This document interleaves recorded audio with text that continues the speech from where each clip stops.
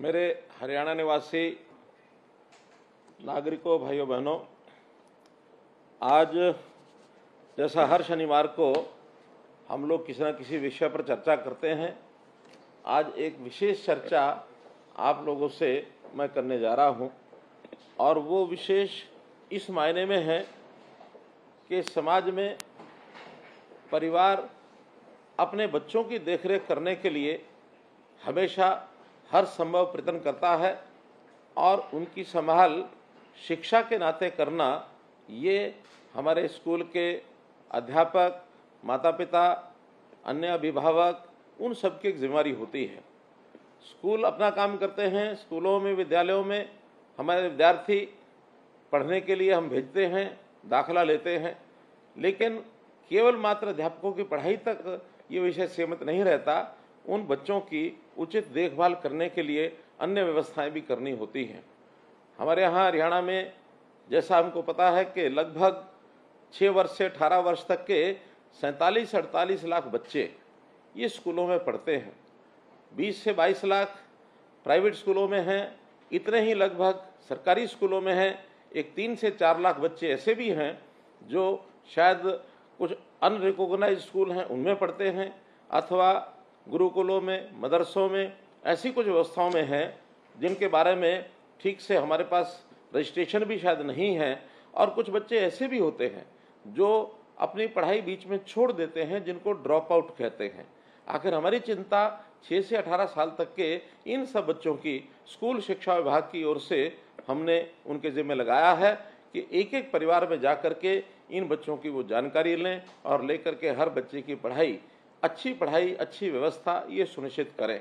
विद्यालयों की व्यवस्थाएं सरकार के तौर पर बहुत सी व्यवस्थाएं बनाई जाती हैं। उन व्यवस्थाओं में उस प्रांगण का वातावरण कैसे हो, स्कूल की बिल्डिंग कैसी हो, वहाँ उस बिल्डिंग के अंदर शौचालय बने हुए हैं कि नहीं हैं, पीने के पानी की व्यवस्था है कि नहीं है, खेल का मैदान वहाँ है कि नहीं है, ड्यूअल डेस्क हर स्कूल में है या नहीं है, हर प्रकार का सिविल स्ट्रक्चर भी उचित हो, स्कूल के जाने का मार्ग ठीक हो, उसकी चारदीवारी हो। इन सब व्यवस्थाओं पर सरकार भले ही ध्यान देती है, लेकिन बहुत बार ऐसा ध्यान में आता है कि स्कूलों की संख्या बड़ी होने के नाते से, जैसा हमको पता है कि हरियाणा में सरकारी स्कूल ही अगर संख्या गिनते हैं तो लगभग 14,000 से ऊपर सरकारी स्कूल हैं। इतनी बड़ी संख्या में उन स्कूलों की देखरेख करना शायद सरकार के किसी अधिकारी के कंट्रोल में आना संभव नहीं है। तो इनकी देखरेख करने के लिए जो योजना बनाई गई है वो है स्कूल मैनेजमेंट कमेटीज, SMCs। और आज मैं जहाँ तक समझता हूँ, मैं जिन लोगों से बातचीत कर रहा हूँ, आप सब लोग ऐसे स्कूल मैनेजमेंट कमेटी के मेंबर्स, उनको सबको बुलाया गया है ताकि हम अपनी बातचीत इनसे कर सकें और आपसे अलग से कुछ सुझाव भी मिलेंगे तो उस पर भी हम पालन करेंगे। तो इन स्कूल मैनेजमेंट कमेटी में चाहे वहाँ हमारे बच्चों के माता पिता हों, अथवा अध्यापकों का प्रतिनिधित्व करने वाले कुछ अध्यापक हों, या जनप्रतिनिधि, उस गांव का जनप्रतिनिधि भी उसके अंदर हम शामिल करते हैं। ऐसे 10 से लेकर के और 15-16 तक की संख्या इन जो स्कूल मैनेजमेंट कमिटीज़ हैं इसके अंदर रखी जाती है। इसकी नियमित हम लोग बैठकें करते हैं और नियमित बैठकें करने के बाद वहाँ की व्यवस्थाओं की संभाल करने के लिए हमारी अपेक्षा है कि स्कूल मैनेजमेंट कमिटीज़ ये जो हैं प्रमुख रूप से जो काम करने की बात आती है, उन विद्यालयों की सब गतिविधियाँ उनका वो ध्यान रखें। बच्चों की परीक्षा जब होती है उस समय की संबंधी की जानकारियाँ वो भी रखें, और अभिभावक जो वहाँ हमारी मैनेजमेंट कमेटी के अतिरिक्त अभिभावक हैं उनको उसकी जानकारी भी दें। सब बच्चों की जानकारियाँ उन अभिभावकों तक कैसे पहुँचे, इनकी व्यवस्था वो लोग करें। और इस नाते से हम लोग ये सुनिश्चित करें कि उन बच्चों की पढ़ाई समुचित चल रही है कि नहीं चल रही है, अध्यापक अपना काम ठीक से कर रहे हैं कि नहीं कर रहे हैं, नियमित तौर पर अध्यापक उपस्थित होते हैं अथवा नहीं होते हैं तो बच्चों की उपस्थिति ली जाती है कि नहीं ली जाती है, बच्चे भी सब उपस्थित विद्यालय में पूरा समय के लिए हों, सभी उनकी जो कक्षाएं हैं उसको वो अटेंड करें। कहीं बीच में बच्चे छोड़ करके कई बार घरों में चले जाते हैं, वो भी ना जाएं। बच्चों का विकास के नाते से जैसे योग आदि की व्यवस्था है वो भी देखनी होती है। खेल में बच्चे कहीं अपना भाग लेते हैं कि नहीं लेते हैं। आखिर बच्चों के मानसिक विकास, बौद्धिक विकास के साथ साथ उनका शारीरिक विकास ये करना भी बहुत आवश्यक होता है। तो इस हिसाब से उन बच्चों को आगे बढ़ने के लिए जो गैर शैक्षणिक कार्य हैं उन कार्यों में भी बच्चों का विकास जो है वो जुड़ा होता है। बच्चों को पाठ्य पुस्तकें दी जाती हैं, डिपार्टमेंट की ओर से जो पाठ्य पुस्तकें निःशुल्क रूप में दी जाती हैं उनको मिली कि नहीं मिली हैं। ऐसे ही बच्चों को हमने जो 10वीं 11वीं 12वीं में मुफ्त में टैबलेट बांटे हैं वो टैबलेट उनको मिले कि नहीं मिले हैं। अधिगम ये जो शिक्षण सामग्री है वो उनको मिली है कि नहीं मिली है।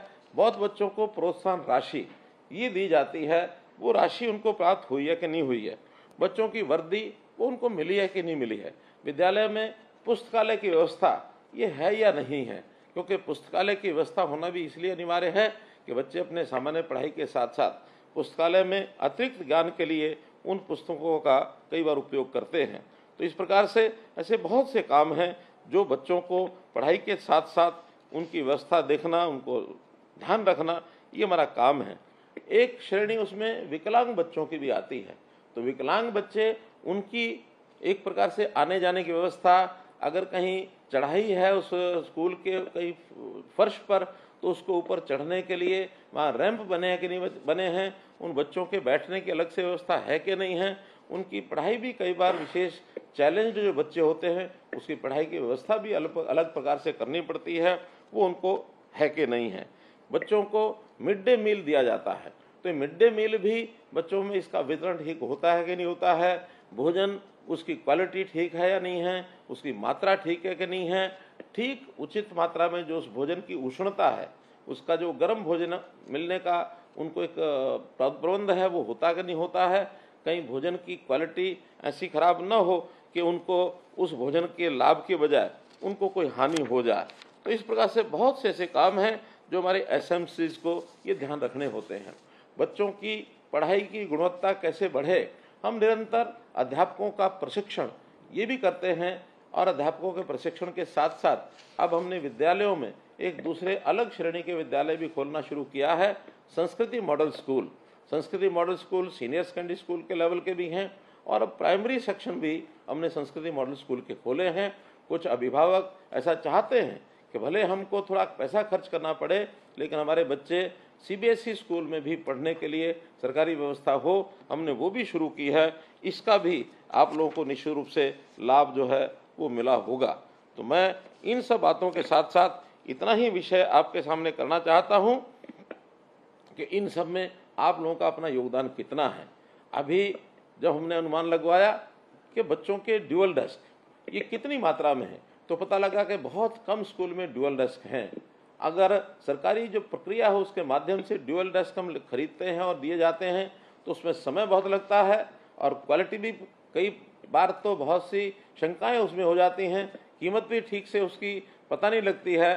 तो हमने एक निर्णय लिया, बहुत सोच समझ के निर्णय लिया कि हम कुछ खर्च एसएमसीज के हवाले करें ताकि वो वहाँ पर अपने ड्यूअल डेस्क की व्यवस्था या निर्माण कार्यों में छोटी मोटी आवश्यकता है, कहीं शौचालय की कमी है, कहीं पीने पानी की कमी है, कहीं सड़क का मार्ग ठीक नहीं है, कहीं चारद्वारी ठीक नहीं है, कहीं विद्यालय के सौंदर्यीकरण में कोई आवश्यकता है, कहीं छोटी बड़ी मुरम्मत है, ऐसे सब कामों के लिए एसएमसी को ही हमने अधिकृत किया और 25 लाख रुपए की राशि हर स्कूल के लिए उसकी एक सीमा भी निर्धारित की कि उस 25 लाख रुपए तक, 25 लाख रुपए फिक्स नहीं है, उसके अंदर अंदर कम करना है। वो कम में होता तो कम में करें, मैक्सिमम 25 लाख रुपए तक आप अपने आप खर्च करने की व्यवस्था कर सकते हैं।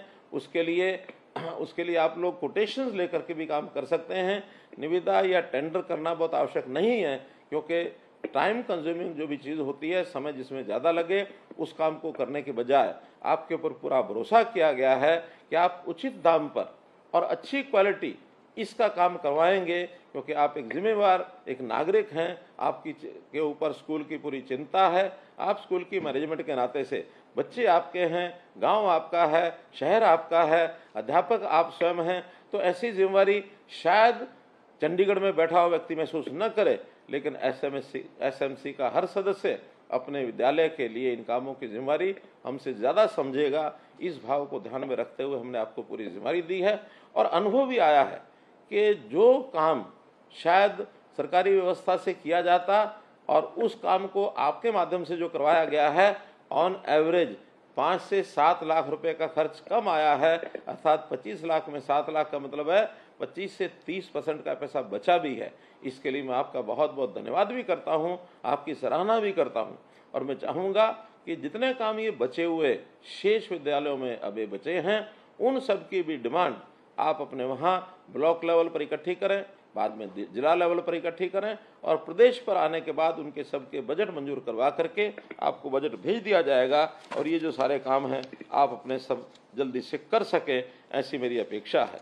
प्रधानमंत्री जी श्री नरेंद्र मोदी जी ने हमारे सामने एक विषय रखा है कि अब देश में नई राष्ट्रीय शिक्षा नीति ये लागू की जा रही है। तो ये नई राष्ट्रीय शिक्षा नीति लागू करने में शिक्षा में भी आमूलचूल परिवर्तन, सुधार ये करने की बात की गई है। देश भर में तो ये नई राष्ट्रीय शिक्षा नीति 2030 तक लागू होनी है, लेकिन हमारे यहाँ हरियाणा के अंदर हम लोगों ने तय किया है कि इस राष्ट्रीय शिक्षा नीति के कुछ पहलू जो बहुत प्रारंभिक पहलू हैं वो हम 2025 तक पूर्ण करेंगे, ताकि उसमें बच्चों का ज्ञान जो आज की आवश्यकता है उसके हिसाब से बढ़े। बच्चों की त्रिभाषी फार्मूला जो हम बच्चों को भाषा सिखाना चाहते हैं वो हम सिखा सकें और बच्चों को शिक्षा के साथ साथ कौशल विकास के काम के नाते भी प्रवीण किया जाए, ताकि कुछ बच्चे स्कूल की पढ़ाई के बाद भी यदि अपना रोजगार करना चाहते हैं, अपने आप को कमाने के लायक खड़ा करना चाहते हैं, वो भी हो सके। तो ऐसे काम में भी आप सब लोगों का हमको योगदान चाहिए। आप ज़रूर इसके अंदर ये जो पॉलिसी है आज के युग की, जिसके अंदर रिफॉर्म, परफॉर्म और ट्रांसफॉर्म ये जो 3 शब्दों के साथ एक दिया जाता है आप लोगों का सैद्धांतिक विषय कि आप इसके अंदर लागू करके और 21वीं सदी की जो ज़रूरत है उसके हिसाब से आप उसको लागू कराएंगे, ऐसा मेरा मानना है।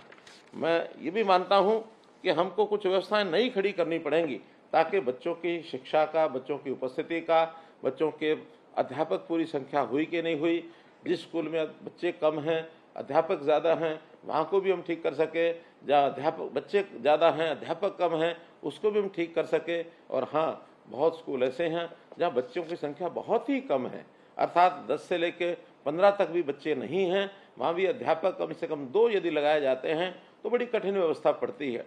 ऐसा एक जिसको कहना चाहिए कि एक समान वितरण जो है अध्यापकों का भी ठीक हो सके, इसके ऊपर पूरा हम ध्यान रखे हुए हैं। बहुत जल्दी एक MIS एक हम प्रोग्राम बनाएंगे जिसके अंदर हर विद्यालय में कितने बच्चे हैं, कितनी उनकी उपस्थिति होगी और कितने वहाँ अध्यापक हैं, कितनी आवश्यकता है, ताकि जल्द से जल्द उनको अध्यापक भेजे जा सकें। अगर स्थायी नियुक्ति हमारे अध्यापकों की नहीं होगी तो हम जो अस्थायी तौर के ऊपर उनकी भर्ती करके भी उनको भेजेंगे। ये काम भी हम बहुत जल्दी करने जा रहे हैं। सॉरी, बच्चे जो ड्रॉप आउट होते हैं उस ड्रॉप आउट बच्चों की चिंता भी हमारे जो विद्यालय हैं वो ज़रूर करें। अगर ड्रॉप आउट के विद्यालयों की चिंता बच्चों की कर ली जाती है तो निश्चित रूप से कोई बच्चा हमारा वो बाहर न रहे, इस स्थिति तक हम आना चाहते हैं। कुल मिलाकर के हमारे बच्चों की शिक्षा अच्छी कैसे हो ये जिम्मेदारी हम सबकी है, चाहे उसमें सरकार है, हमारा शिक्षा विभाग, चाहे अन्य विभाग हैं, या फिर गांव में पंचायत से लेकर के अभिभावक, अध्यापक, सभी ये जो स्कूल मैनेजमेंट कमेटी है, इन सब की चिंता, बच्चों की पढ़ाई की चिंता होनी चाहिए। एक बच्चा यदि बचपन उसका संवर जाता है तो निश्चित रूप से आगे वो एक अच्छा नागरिक बनेगा। आज हम जिस युग में जी रहे हैं, इस युग में माता पिता और अध्यापक सबकी चिंता बच्चों की पढ़ाई होनी चाहिए। मैं तो कम से कम अपने समय की बात बता सकता हूँ, आज से 50 साल पहले की। तब तो माता पिता को भी पता नहीं होता था कि बच्चे की पढ़ाई में क्या कमी है, क्या उनको ध्यान रखना है, कोई गाइडेंस उस समय मिलती नहीं थी। लेकिन आज बच्चों के माता पिता पढ़े लिखे होने के नाते से अध्यापक भी उसी प्रकार की जिम्मेदारी निभाते हैं। तो सब मिल करके हम अपने बच्चों के प्रति जितनी जागरूकता रखेंगे और जितना उनको आगे बढ़ाएंगे, हमारा जो भविष्य है वो सुंदर बनेगा। हमारे बच्चे अच्छे होंगे, वो निश्चित रूप से हमारे नाम को भी आगे बढ़ाएंगे, आगे चल करके माता पिता के सहारा बनेंगे। तो इस सब बात को ध्यान में रखते हुए हम शिक्षा के ऊपर जितना भी ध्यान रख सकते हैं उतना ध्यान रखें। और बच्चों की पढ़ाई के लिए आपके कोई भी सुझाव, कभी भी किसी प्रकार के कोई भी मांग, डिमांड अगर आती है उसको हम पूरा करेंगे। हमने इस बार इन बच्चों के लिए जो स्कूलों की शिक्षा, जो स्कूलों के लिए प्रावधान आपको बताया है कि 25 लाख रुपया हर विद्यालय के लिए हम जो है रखने के लिए तैयार हैं। 14,000 विद्यालयों के लिए हम लगभग 3,500 करोड़ रुपए का खर्चा हम काफ़ी इसमें किया है। जो बचा हुआ है उसको हम पूरा करेंगे तो इस वर्ष विद्यालय हमारे अच्छे बने, हम विद्यालयों की व्यवस्था को सुधारें, बच्चों की पढ़ाई का तरीका सुधारने के लिए सरकार भी सब काम कर रही है। इसमें हम सफल हो, आगे बढ़ें, यही आपसे निवेदन करते हुए आपका बहुत बहुत धन्यवाद, बहुत बहुत आभार।